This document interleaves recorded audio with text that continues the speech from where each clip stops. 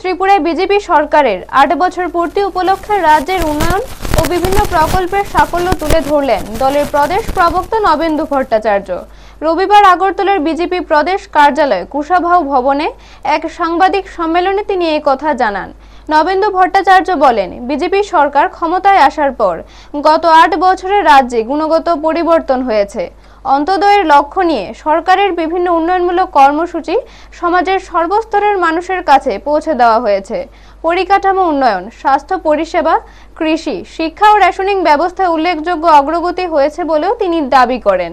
তিনি আরও জানান, সপ্তম বেতন কমিশন কার্যকর করা, ডিএডি এর ব্যবধান কমানোর উদ্যোগ সরকার বাস্তবায়ন করেছে। পাশাপাশি প্রশাসনে স্বচ্ছতা ও ই-গভর্নেন্স ব্যবস্থাকে পঞ্চায়েত স্তর পর্যন্ত পৌঁছে দেওয়া হয়েছে।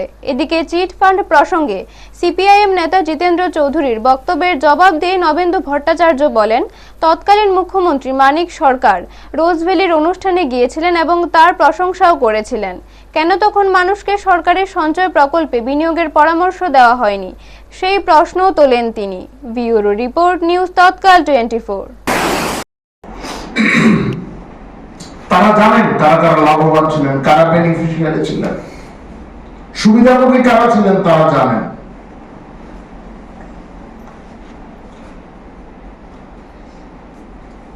বাঁকা পথে অর্থ রোজগারের যারা মাধ্যমগুলি তৈরি করেছিলেন তারা সবাই সবকিছু জানেন।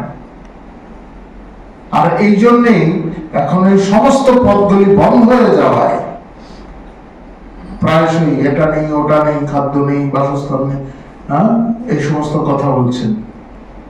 কাজ নেই, খাদ্য নেই। কারোর আন্দোলন করতে হয় না, কর্মচারীদের মিছিলে যেতে হয় না। আবার সেই গুণগত পরিবর্তন, কর্মচারীদের কোনো মিছিল করার প্রয়োজন হয় না।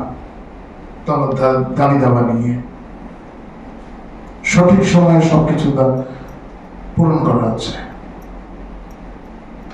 সরকারের সাফল্য, মন্ত্রীদের বাড়িতে, কোন নেতার বাড়িতে ভিড় হয় না চাকরির জন্য।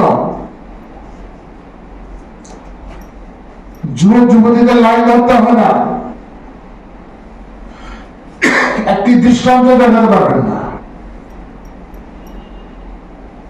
আর ৮ বছর আগে ছবি কি ছিল আপনারা সবাই জানেন।